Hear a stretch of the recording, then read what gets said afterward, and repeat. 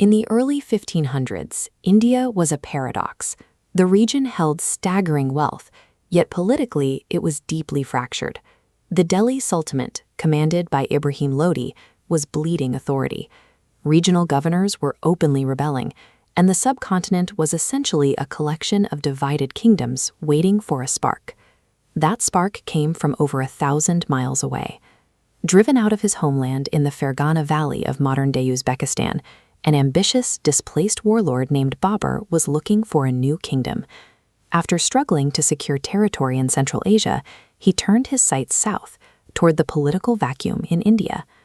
In 1526, Babur met the massive, elephant-mounted army of the Delhi Sultanate at the Battle of Panipat. He was heavily outnumbered, but he brought a terrifying new technology to the subcontinent.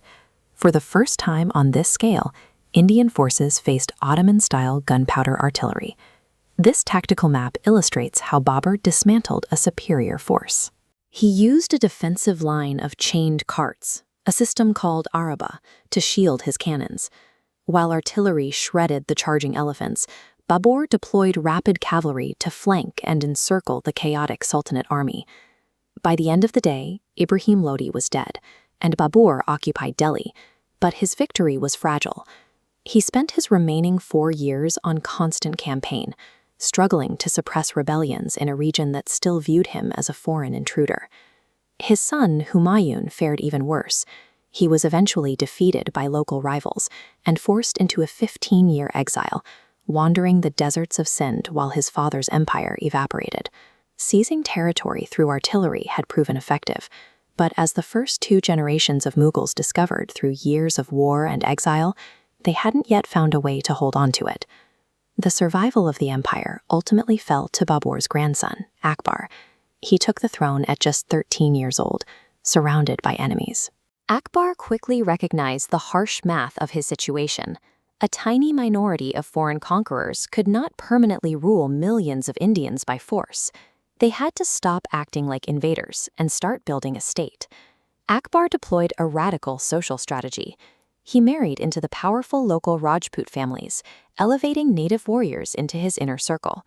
He also abolished the jizya, a highly unpopular, discriminatory tax levied on non-Muslims. By removing this financial penalty, he instantly lowered the temperature of religious resentment across the empire.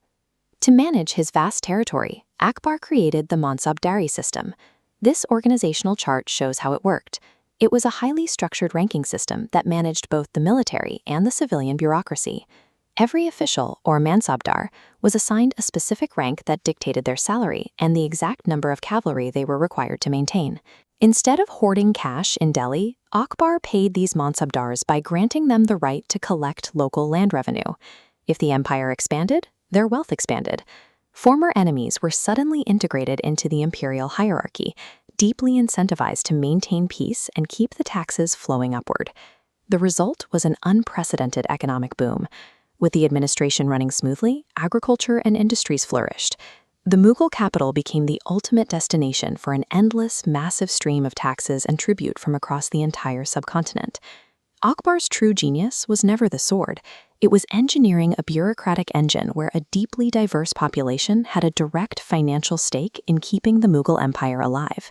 Because Akbar's administrative system ran so efficiently on its own, his successor, Jahangir, barely had to worry about internal collapse. Instead, Jahangir, alongside his highly influential and politically brilliant wife, Nur Jahan, focused outward. They cultivated global trade agreements, embraced European merchants, and heavily sponsored the arts and literature. By the time Jahangir's son, Shah Jahan, took the throne in 1628, the imperial treasury was overflowing.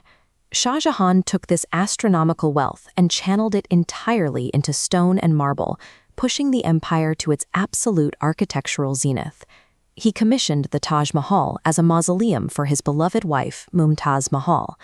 Taking 22 years and thousands of artisans to complete, it stands as the ultimate synthesis of Islamic and Indian artistic traditions and a glaring symbol of Mughal economic supremacy. Beyond the Taj, Shah Jahan constructed an entirely new capital city, Shah Jahanabad. At its heart, he built the Red Fort. With its massive defensive walls and opulent halls like the Diwan-e-Khas, It provided a permanent, unassailable seat of imperial power. This staggering legacy of construction made the Mughals one of the wealthiest powers on Earth.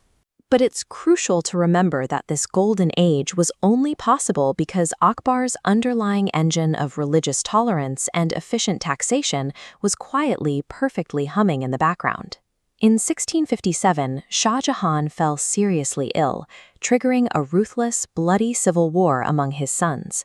The victor was Aurangzeb, who imprisoned his father and executed his brothers to secure the crown. Aurangzeb was a completely different kind of ruler. He was deeply orthodox, favoring a stark, simple lifestyle over imperial extravagance. Almost immediately, he began to dismantle the secular-leaning, inclusive policies that had held his ancestors' empire together for a century. He aggressively alienated the Hindu and Rajput populations. He destroyed temples, banned music from the court, and worst of all, reinstated the dreaded jizya tax. The very allies who had served as the backbone of the Mughal military and administration were suddenly treated as second-class citizens. Looking at this map of the subcontinent, you can see Aurangzeb pushing the empire's borders to their absolute maximum limit in the south. But look closer at the interior. By spending decades bogged down in endless, unwinnable wars against the Marathas and Sikhs in the Deccan region, he completely drained the imperial treasury while local rebellions flared up behind him. Aurangzeb died in 1707, leaving behind the largest geographic footprint in Mughal history. But his ideological rigidity had eroded the trust, the internal cohesion, and the financial stability that actually made the state function. With the treasury bankrupt and endless wars to fight, the intricate mansabdari system immediately collapsed. Without reliable land revenue to pay them, the local lords and commanders simply stopped taking orders from Delhi. Regional governors broke away to form their own kingdoms. Recognizing the weakness, foreign invaders pounced. In 1739, the Persian ruler Nadir Shah marched into Delhi, decimated the Mughal army, massacred the citizens, and carted away centuries of accumulated wealth, including the legendary Peacock Throne and the Koh-i-Noor diamond. As the empire hollowed out, a new power aggressively filled the vacuum. The British East India Company, which had started as a network of opportunistic coastal traders, rapidly mutated into a massive military force, systematically defeating the remaining regional powers and turning the Mughal emperors into mere puppets. The administrative collapse concluded in the summer of 1858, following the suppression of a massive uprising. The British executed the royal princes and arrested the 82-year-old poet who technically still held the throne, Bahadur Shah Zafar. He was exiled to Myanmar, where he spent his final days in a small room, far from the halls of power his ancestors built. The Mughal story proves a brutal historical truth. You can conquer a continent with artillery, and you can build the wealthiest society on earth with brilliant administration. But the moment an empire abandons its internal cohesion and tolerance, the system rots from the inside out, and even the greatest titans crumble to dust.